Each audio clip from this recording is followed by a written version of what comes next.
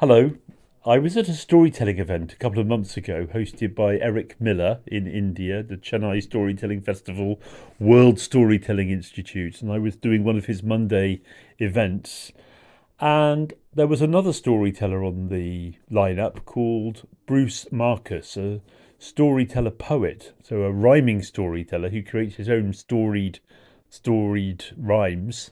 And he lives around Boston area, Massachusetts, and he invited me along or suggested I put myself forward, I can't quite remember which, to be a guest storyteller at the Story Space, where he's one of the hosts and one of the regulars.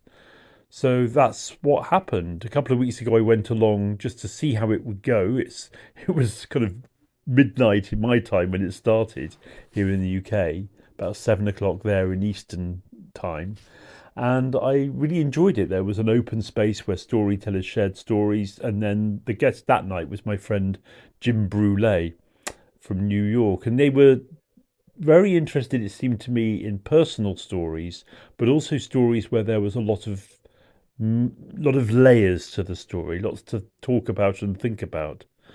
So when I guested last week as the featured storyteller, I chose stories that I'd learned from people I've met, but stories that also made us think more deeply about how we can make the world a better place. So here's the recording. I hope you enjoy it. It's the audio recording of the live event of me sharing four of my very favourite tales. David Heathfield is he teaches. He's a teaching storyteller. He teaches kids all over the world. He's called an international storyteller, and he writes material for teachers, teaching them how to teach kids using storytelling. He runs courses and workshops for teachers and storytellers from all over, just all sorts of any culture. He's not he's just not intimidated by any of that, except he has dies of stage fright every time, you know. But anyway, so he has until about 5 minutes of 5 minutes of 2. Is that in your time? Five to And, two. 5 to 2. So and David, take us where you will. Oh, thank you very much, Ralph, and thank Hey, you. David! Oh, hi. Thank you so much for having me. I feel that I'm among friends already after that hour of story sharing and listening to a lovely array of stories. Um, Bruce, thanks for pointing me in this direction, encouraging me to be a featured teller. It's a bit late here. It is 1 o'clock in the morning, but I I've got that buzz ready because, like you talked about going on stage, I know that feeling very well. And when I was younger, I needed to be pushed on as well, and now I can't wait to run out. So here I am. I'm in Exeter, Devon, southwest of England, in the historic city of Exeter. And, well, here we are, together, side by side. Let's just have a reprise. Oh, we ain't got a barrel of money. Maybe we're ragged or funny, but we'll travel along, singing this song, side by side. Yeah, I love sharing stories from around the world, and I love meeting people from around the world. You're right, Ralph. I run lots of courses for teachers who teach kids and teenagers and even teach adults as well about applying storytelling in teaching, and particularly language teaching. Most of the people who do my courses are involved in some way in teaching languages, often English as a second or a foreign language. Right at the moment, I'm running one of my courses. There are teachers on my course from Angola, Tanzania, Argentina, Mexico, Singapore, Palestine, Turkey, Germany. I mean, really, it's truly global. I'm really fortunate to do what I do. And as I'm teaching people about storytelling, or teaching or facilitating their learning, because, we're all storytellers, aren't we? I'm learning a lot of stories along the way as we travel along. Year before last, during the pandemic, the height of the pandemic, I did a project called Around the World in 88 Tales. And a couple of people in the room here were participants, were co-storytellers in that project. I met 44 storytellers in 44 different parts of the world. And I showed them objects from the museum here in Exeter, the Royal Albert Memorial Museum. And I told them a story about that object.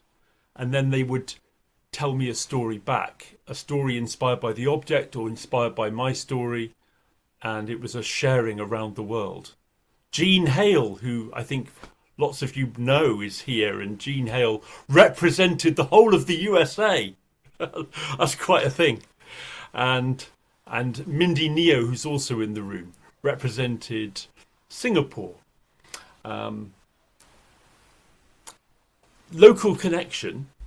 I don't know if you know a wonderful storyteller who lives near many of you, a storyteller who teaches as a professor of English, the English department at Eastern Connecticut State University. Do you know a storyteller called Ralph Mama? Maybe you do. Yes, you do. Okay. Well, Ralph Mama, he was on as part of the project as well. And although, of course, he's in the States like Jean, he was representing Benin, his home country. And he told the most beautiful story. And part of the project was me learning stories and retelling stories with permission. And Ralph Mama encouraged me to retell the story from here. A story that Ralph learnt from, well, he said he learned it from his elder mother. In other words, his aunt, his mother's older sister, because he said she was the head of the family. She was the one who brought him up. And before he told the story, he evoked her through, or invoked her presence through a song, which I won't attempt to sing. But funnily enough, when Jean Hale told her story, it was a variant of the same story. I'm guessing lots of you know this story. So if you know this story, please be quiet. Don't give away the ending. But if you haven't heard this story before, I might invite you to make a guess about what the end of the story is. Let's begin. I'll say story, story. You can say, tell us a story, and I know you're with me. Even if you're muted, I can see your lips moving. Story, story. Tell us a story.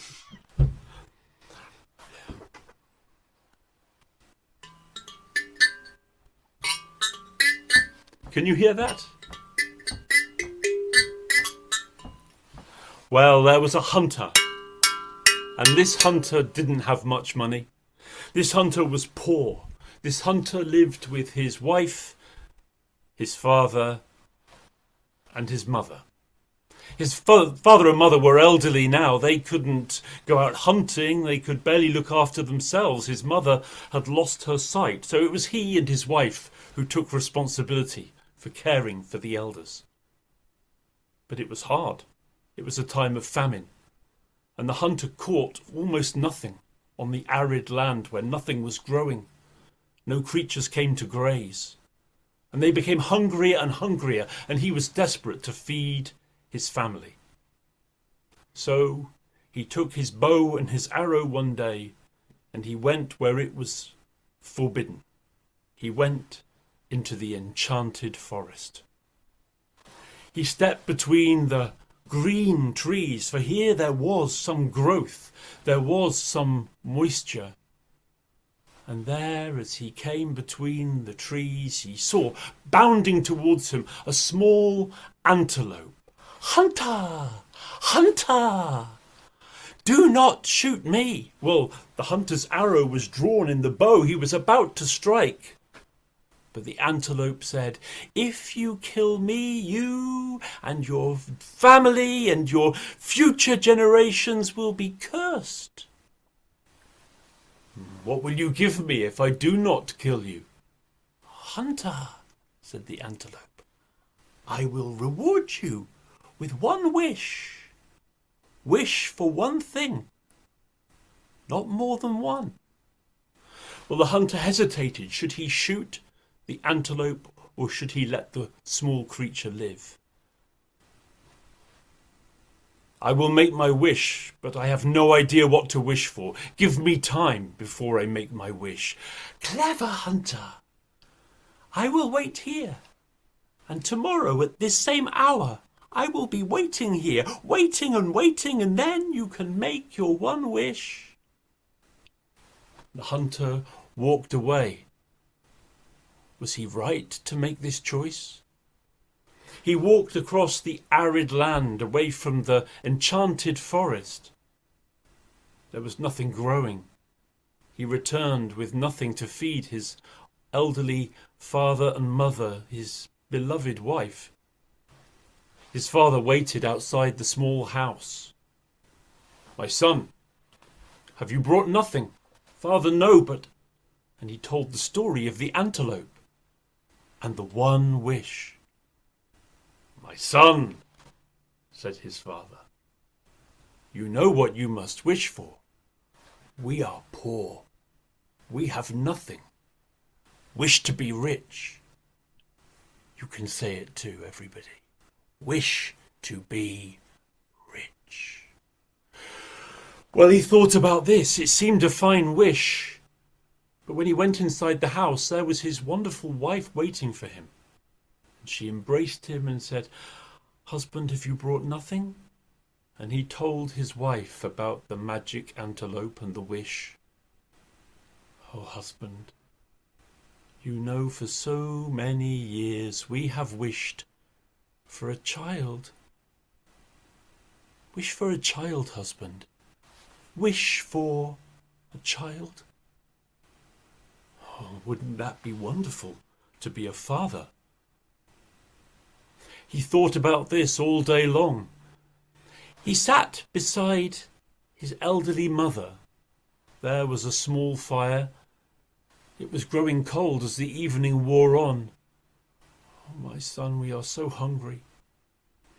And he told his mother about the antelope and the wish. "Oh, my child, for so many years I have seen nothing. Wish for your dear old mother to see again.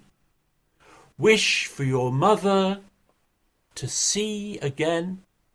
Oh, and how he wished that that would be his wish. But what should he wish for? He had three choices: to wish to be rich, or for a child, or for his dear mother to see again.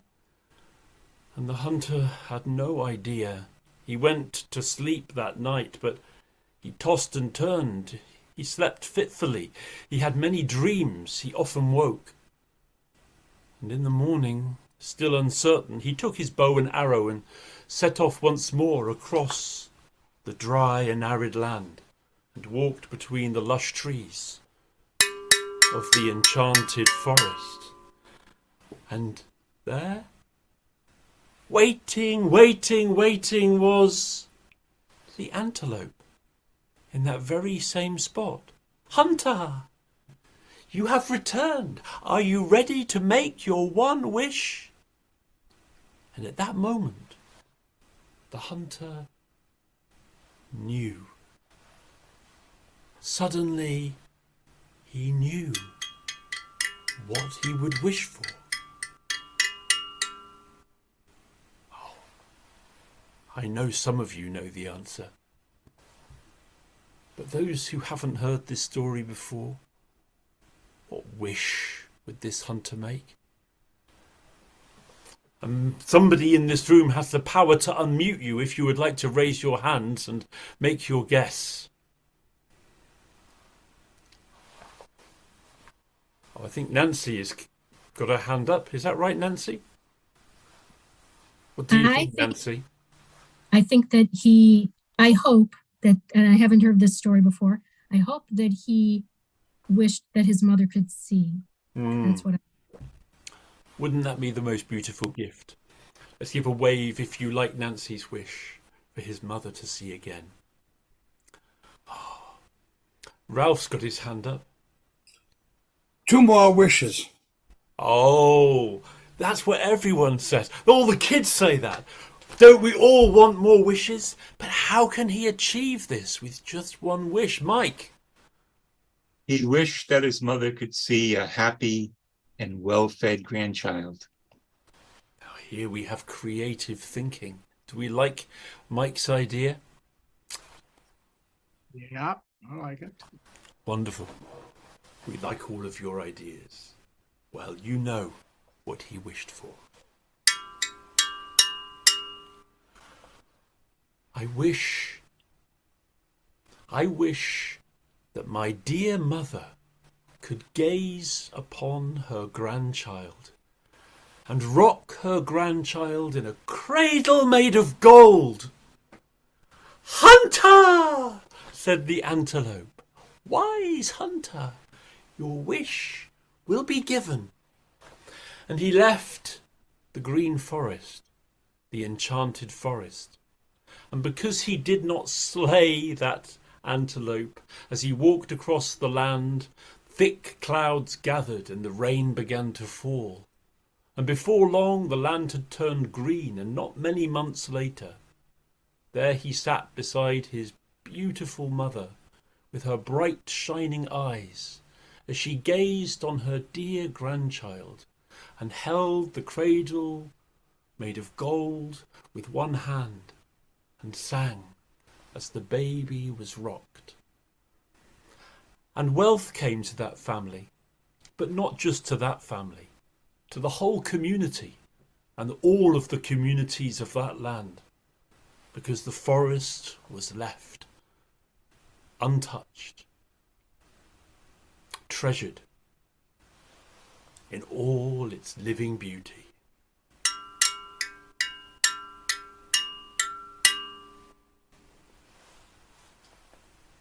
So I thank you, Ralph Mama, there in Massachusetts, for giving me that story so I could pass it back to you. I love learning stories from people, but sometimes I learn stories from books as well. The story that I'm going to tell now is a story I learned from another person who was involved in that project.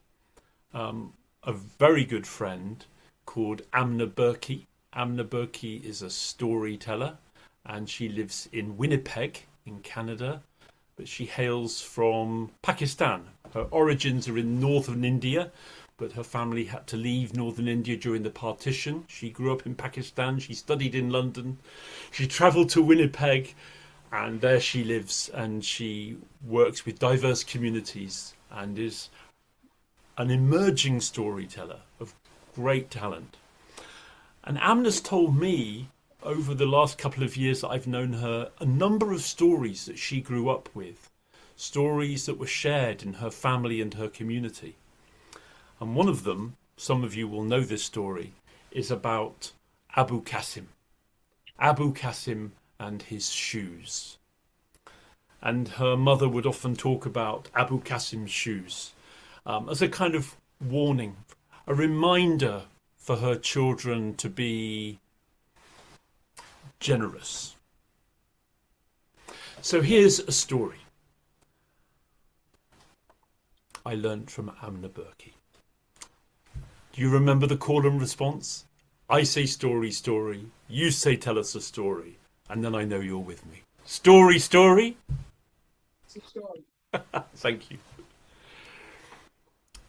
There was once, and there was not, a man called Abu Qasim, a trader, a merchant of great success. He was rich, but he was mean-spirited. He did not do his duty to spend the money he earned to share his wealth with those who lived around him in that great city of Baghdad. No, Abu Qasim hoarded his gold. He wouldn't even buy himself a new pair of shoes. His shoes were so worn, had been mended so many times, with so many stitches, they had grown and grown and grown. But it was not just the sight of his shoes that was famous. People knew Abu Qasim was coming close even before he arrived, because of the smell, the stink from round the corner of his old, worn, smelly shoes. But he was very sharp when it came to business. Abu Qasim heard that there was perfume for sale. A trader from Aleppo had arrived in Baghdad with a huge quantity of the finest quality rosewater, and it was being sold for a good price. Abu Qasim haggled and got an excellent deal. This perfume I will sell at the time of giving, at the time of the festival. I will make such a profit. And Abu Qasim kept that perfume, and not long after, another merchant arrived in Baghdad who was selling small glass bottles, finely cut. These are the perfect bottles for my perfume. And again he knocked the price down until he had bought a number of these fine, exquisite glass bottles. And you can imagine that evening Abu Qasim did not lose a drop of that perfume as he filled each one of those perfume bottles. And he set them on a shelf carefully and looked forward to the time when he would make a great profit. He was quite pleased with himself. He decided to do what he rarely did, to go to the bathhouse, the hammam, and treat himself to a massage, a trim, a rub down, a wash. So, as he arrived at the bathhouse, the hammam owner came out and said, "Oh, Abu Qasim, those shoes of yours," because Abu Qasim had taken them off by now. "Oh, Abu Qasim, really, it is time. You had new shoes." "Well, if someone would buy me some," Abu Qasim said, as he went into the hammam and proceeded to enjoy a luxurious bath. Not long after he arrived, there came the Cadi of Baghdad, the judge. And the judge arrived at the bathhouse and took off his splendid new leather shoes and set them at the entrance and entered. Well, you know as well as I do who was first to finish their bath. It was Abu Qasim, and when he came out, the two shoes that he saw in front of him were new leather shoes. "Oh, the hammam owner is a fine and generous fellow. He has bought me new shoes." And he put them on. They fitted perfectly, and Abu Qasim set off on his way home. But what was this? What did the Cadi find when he left the bathhouse? "Where are my shoes? All I see here are these stinking old plates of shoes that have been stitched so many times. I know these shoes. Everybody knows these shoes. These are Abu Qasim's shoes. Abu Qasim must have stolen my shoes." And the judge sent his guard to Abu Qasim's house. Well, the guard arrived, hammered on the door. Abu Qasim answered quite innocently, but he was seized by the guard, and sure enough, Abu Qasim was wearing the judge's shoes. "You stole my shoes," said the judge. "You have to pay for this. Give me my shoes back." And Abu Qasim tried to explain. "The punishment is such. You will pay 1 dinar as a fine and spend a night in the cells." Abu Qasim was desperate to plead his case, but he was not heard. He was thrown into the prison. But it didn't bother him to spend that night in prison. Much more concerning was the spending of a dinar. Well, when he left the cell, he was given his shoes back. But now he was angry. And this is what he said. "Oh, my shoes, you are the ones to blame." Will you say that as well? "Oh, my shoes, you are the ones to blame." And he took those shoes, and instead of wearing them home, he came to the river Tigris, that beautiful crystal river that was running through the middle of Baghdad. And he threw the shoes into the deepest part of the river and went home barefoot. It was already late. Well, that night, the fisherman came to the river, as he always did, and he cast his net in that deepest part of the river to see what he would catch. And, well, before long there were 2 weighty-seeming fish in his net, although they weren't wriggling much. And when he hauled them in, they weren't fish at all. You know what they were? They were Abu Qasim's shoes. Oh, what a state they're in! But these are Abu Qasim's shoes. How has he lost his shoes in the river? I must return them to Abu Qasim. And he took the shoes, went to Abu Qasim's house, but he saw that it was dark after all, and everyone was asleep, and the door was closed. So he went round the other side of the house, and there was an open window. Well, the fisherman kindly threw one of those shoes, and it sailed through the window, across the room, and struck, that very shelf where those perfume bottles were balanced. But fortunately, they trembled, they shook, but they didn't fall. Abu Qasim came running in. Oh, my perfume bottles are safe. But what he didn't see, that behind him the other shoe travelled across the room, over his head, and crash! One bottle after another fell to the ground. Abu Qasim, in his confusion, reaching for them all, caught none of them. Each bottle broke on the floor of his house, and he watched in despair as that profit seeped away. I will make nothing. I have lost all my goods. Oh, what will become of me? He blamed the shoes. You know what he said? You shoes! Yes, everybody. You shoes! You are the ones to blame. He picked up those wet shoes. What shall I do with you? I will bury you so I will never have to see you again. And he took a shovel and he started digging in the corner of his own house. Well, it was night.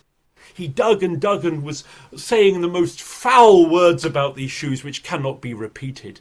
And as he dug, his neighbours woke up. What's the noise from next door? Our wall is shaking. Our house will fall down.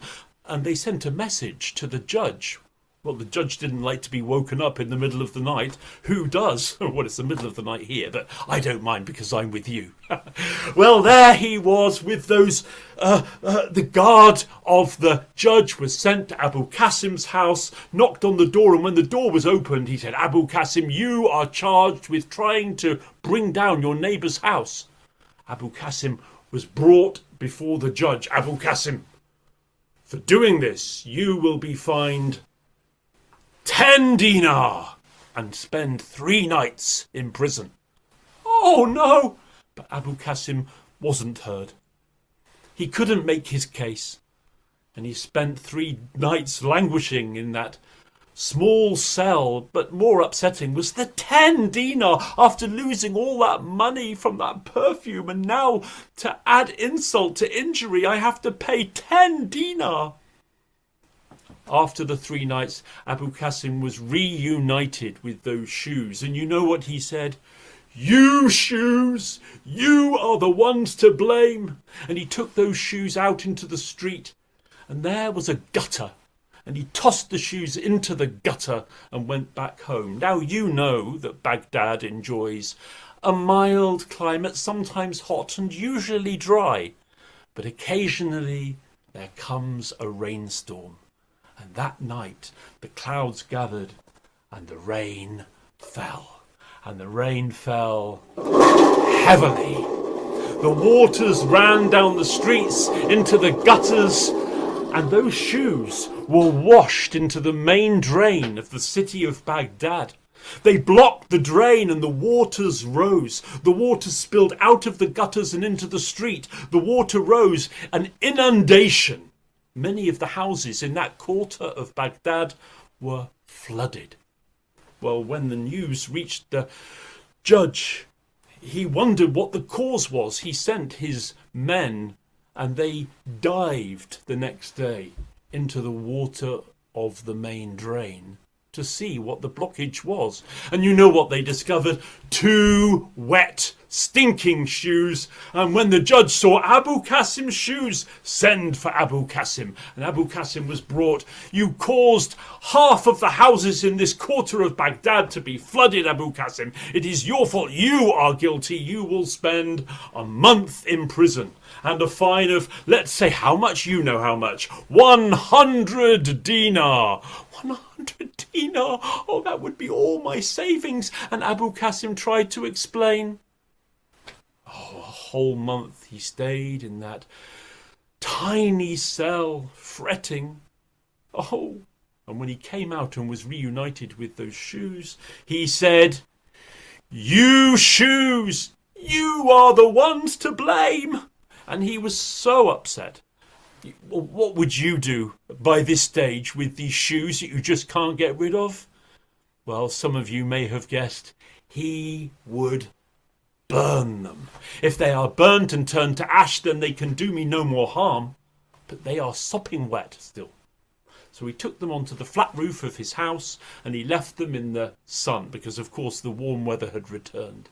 And the sun beat down and began to dry out his shoes as Abu Qasim went downstairs and tried to make a new start in his life. But you know, up on the roof of that house, a local stray dog was playing and found those 2 shoes and took them between his teeth, carried them jumping from roof to roof until he came to a large shady courtyard. And, well, just for fun, the dog dropped them one at a time and the shoes fell bang, bang onto the head of the, yes, you've guessed it, the pregnant wife of the judge. Oh, what a shock! She went into labour early. Fortunately, not too early. The child was born safely. But when the judge discovered the cause of his wife giving birth before her time, he flew into a fury. Abu Qasim's shoes! I might have known. Abu Qasim was dragged once more by the guard before the judge. And he said, "This is the limit, Abu Qasim. A year in prison for you, and you will be fined how much? Yes, 1,000 dinar. 1,000 dinar. Oh, Abu Qasim was in such distress. This was more money than he had saved. For the first time in his life, Abu Qasim would be in debt. That year was such a grim ordeal. But by the time he was released from his cell, Abu Qasim had come up with a plan. He took those shoes, "You shoes, you are the one to the blame," directly to the palace of the Sultan of Baghdad, none other. And he begged an audience, and the Sultan seemed to have heard of Abu Qasim, some strange stories, and was curious. And Abu Qasim was given an audience, and there were the lawyer of the Sultan and his governor and stewards and people of great importance sitting around. And the Sultan said, "Abu Qasim, why have you come to me?" "These shoes," said Abu Qasim. "These shoes are the cause of all of my woes. I ask you, Sultan, ask your lawyer to draw up a contract that I might be separated legally from these shoes for all time. So whatever these shoes do, it's not my fault." "Strange request," said the Sultan. "Before I grant it, let me hear your tale." So Abu Qasim, before the judge and all of the most important ministers and people and courtiers, began to regale them with his sombre tale. And he spoke so morosely, so forlornly, with so much self-pity, that at first they tried to keep a straight face. But as the story went on, well, they couldn't stop themselves. They contained their laughter until they looked across, and there was the Sultan bellowing with laughter. And they let rip. They rolled on the floor of the palace as they listened to Abu Qasim's hilarious story. And when the story was complete, the Sultan said, Abu Qasim, you will be separated from your shoes by law, but on one condition. On the condition that you learn your lesson. Abu Qasim, it is not because of your shoes that all this has come to pass. It is because of your meanness, Abu Qasim. Every citizen of Baghdad knows the value of generosity, except for you. Be generous from now on. You will certainly regain your wealth. You are a shrewd businessman. We all know that. But share your wealth, Abu Qasim, and promise me this, that everyone who asks will be told by your own lips the story of your shoes. Well, it seems that Abu Qasim must have kept up his end of the bargain, because otherwise that story wouldn't have been passed on from generation to generation and reached the ears of Amna Berkey's family, who passed it on to her and on to me, so that I today can pass it on to you. The tale of Abu Qasim's shoes. And with that, I take a moment before I tell the next story and a sip of a cup of tea as well. Being an Englishman, I can't be without my Earl Grey. Have you heard that story before? Yes. I'm guessing lots of you have. I have not, and it's fair to say that it stunk. But that story was told with such great soul. Oh, thank you, Ralph. Now we know who the heels are in this group, don't we? Well, the problematic thing in that story was for me was the ending, because I don't know the ending that you've come across, but the endings that I've found when I've read it are endings which don't quite round off the story. There's this he seems to be asking for the contract, asking to be separated from his shoes, but there's no actual conclusion. But I just put some logical thinking to it, because surely how would we know the story if he hadn't passed on the story himself? So let's all hope that Abu Qasim has managed to redeem himself. So a very quick one. As I said, I love learning stories from people. Kenza Omaya. When I was here a couple of weeks ago, I told a story that I learned from a 15-year-old girl called Kenza Omaya, who lives in Italy, grown up in Italy, but her family are from Morocco.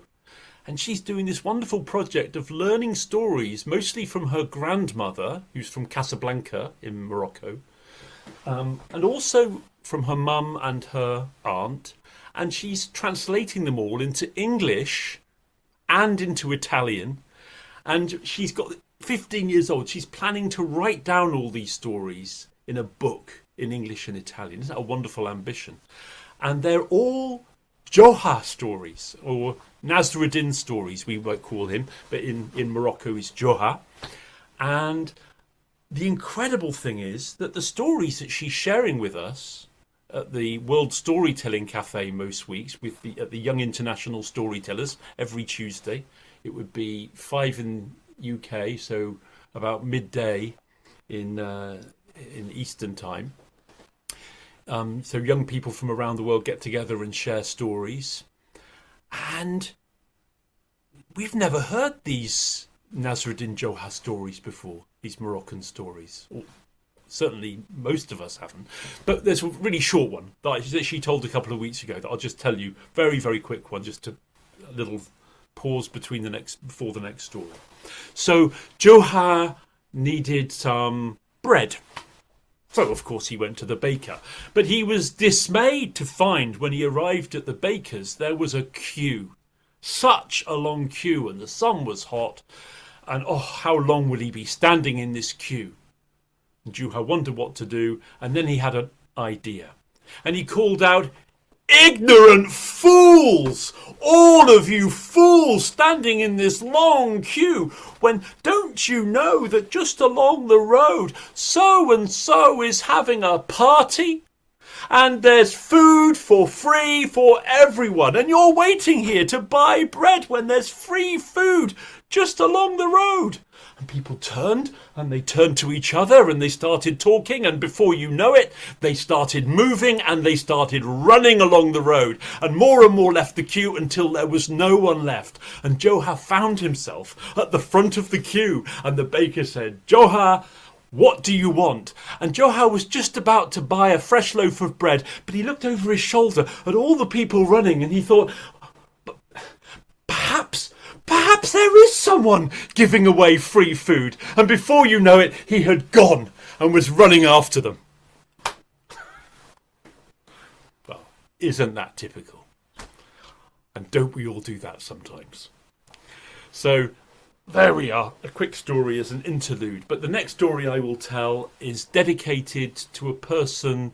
I'm not going to name her, but it's a person who is an incredibly important friend to me.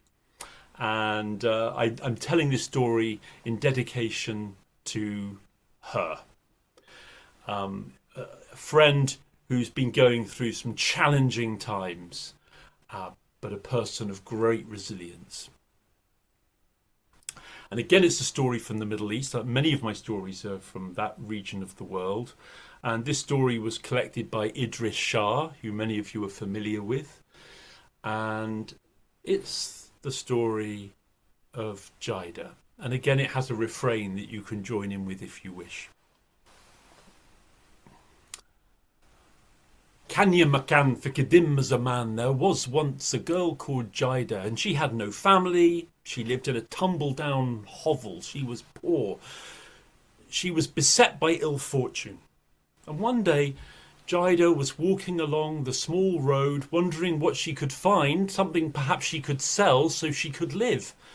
And she carried her basket over her arm, and she walked along the road, and she came to a tall tree, and there was a drop of honey falling on the road in front of her. Sweet honey. And she looked up, and there were no bees, but there was a nest. If I could gather the honey from that nest, thought Jida, I could sell the honey in the market, and so I could live. But I can't gather honey in this basket. So Jida hurried home and found a small earthenware pot, and returned to the tree and cleverly climbed up into the branches and started filling the pot with honey. Now, the reason for Jida's misfortune, which I haven't yet told you, is that she was pursued everywhere by a jinn, an evil spirit. And this jinn had made sure she could not succeed in her life. And the jinn saw her collecting that sweet honey. And the jinn said, "I'll soon put a stop to this." And the jinn transformed himself into a branch of the tree.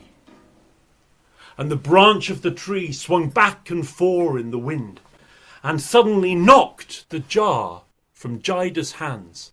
And that jar, that pot, fell to the ground and smashed, and the honey leaked into the dry earth. Jida climbed down from the tree and saw there was no hope. She had lost the honey. But then as she gazed down, she saw a trail of ants appearing, and they were going towards the honey to collect it. And she said to herself, "Perhaps something good will come out of this." Could you say that?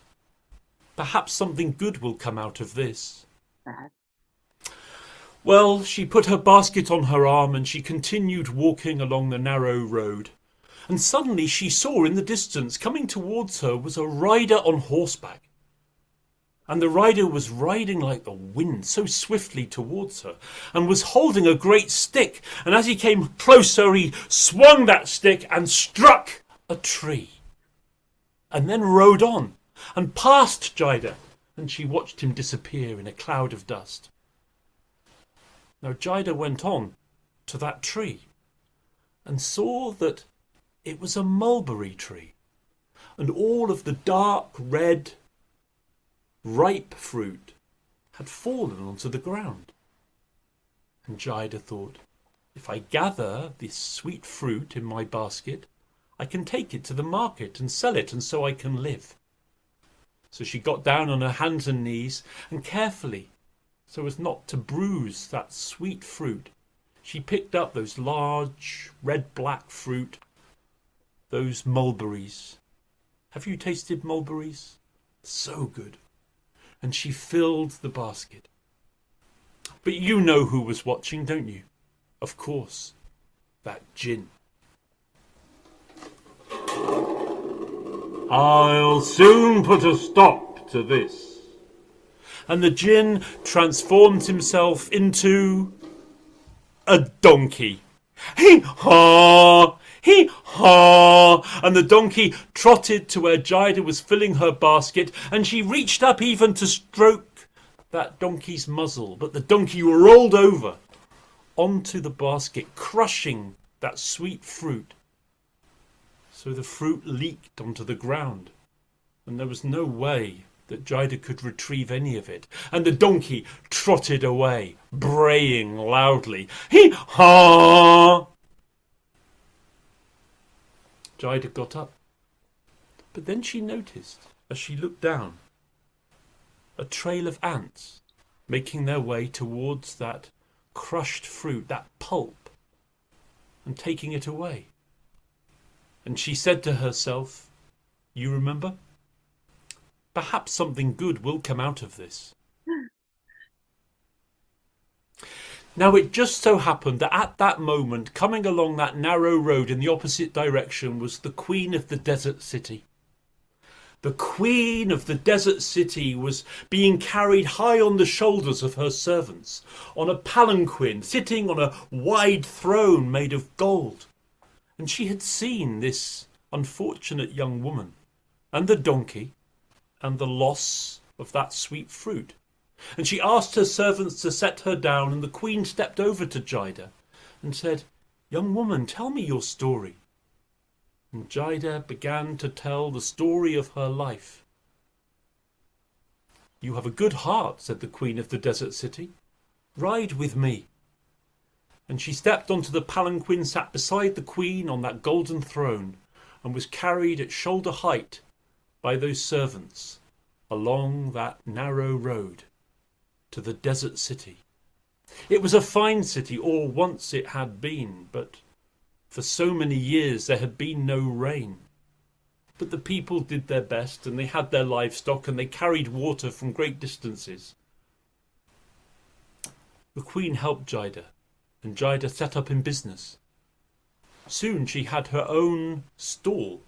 She sold sweet perfumes, the most luxurious spices and incense, fabrics as well, the highest quality of silk. She kept her goods in a small space at the back of the little wooden house that she had built. And she was doing well because the people trusted her. She was an honest tradeswoman. But who had followed her to the desert city but that Djinn? And the Djinn watched her, and that night, as she stowed away her goods and went down to her bed to sleep, the Djinn said, I'll soon put a stop to this. And the Djinn turned himself into a little flame, carried on the wind, and set fire to that little wooden house. And the house burned brightly and soon was blazing. And Jida, abandoning everything that she had made, she ran out of the house and watched it burn to the ground until it was no more than ash. And Jida stood looking at where that house had been. And she walked over and she swept the ash away. And there, where the house had been, under the ash, there was a flat stone.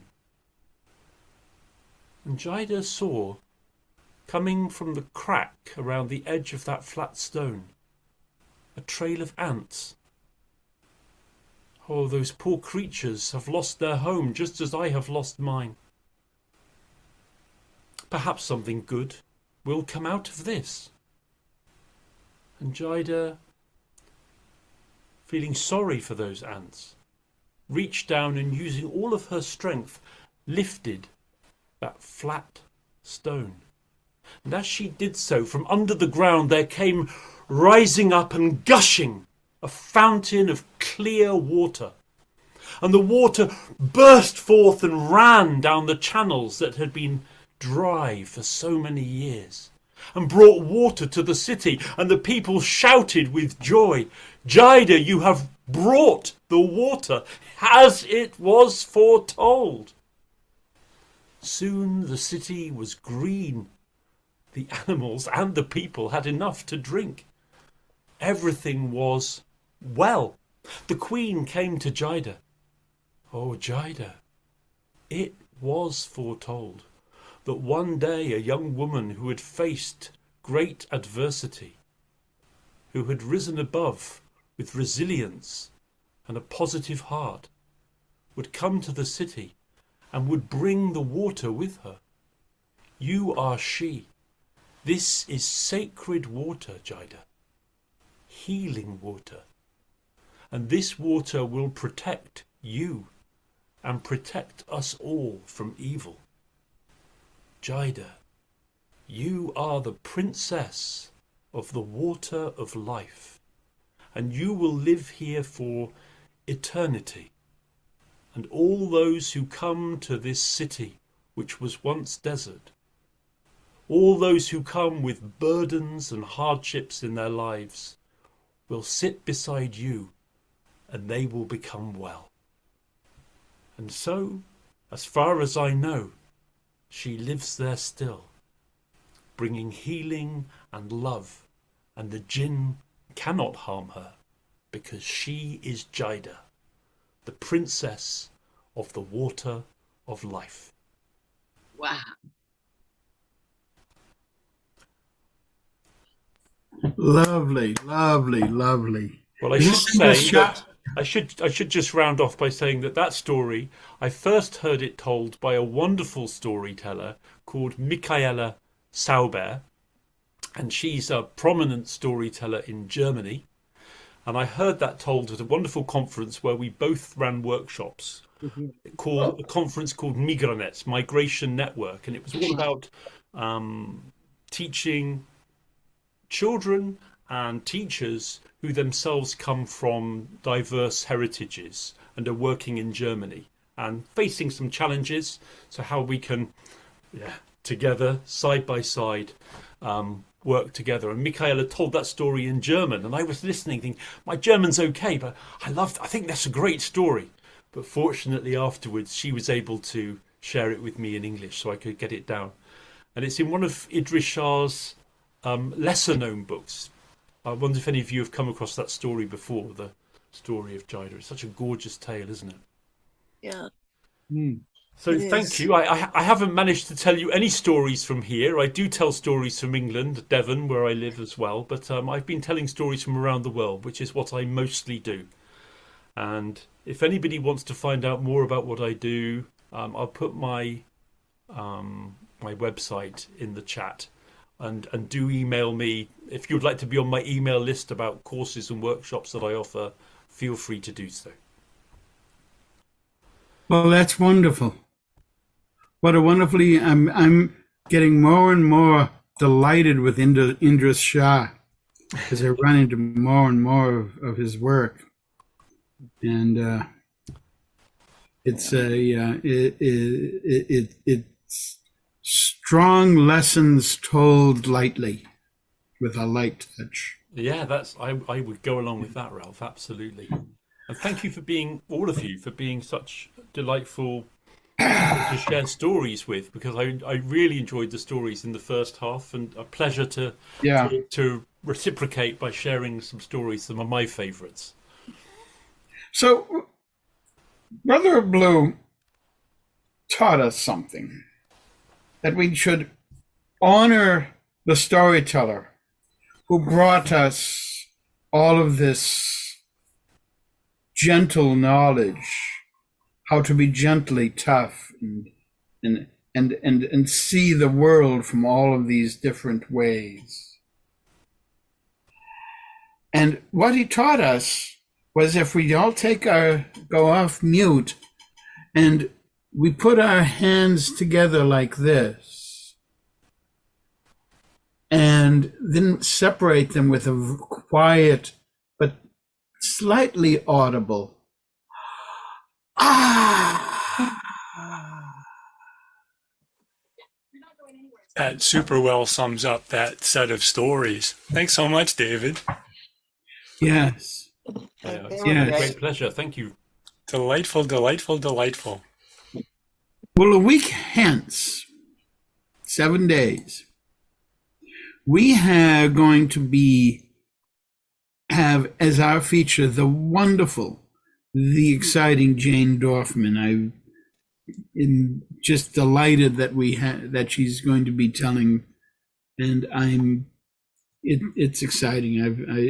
I've heard her, and it's great. And that will come up on the site and be sent out to our fandom. And you can get on our fandom because I just put in the URL for Tiny Letter Story Space, and you will get on our email list, and we do not spam. You'll just get notices about things we are doing and changes to what our plans are.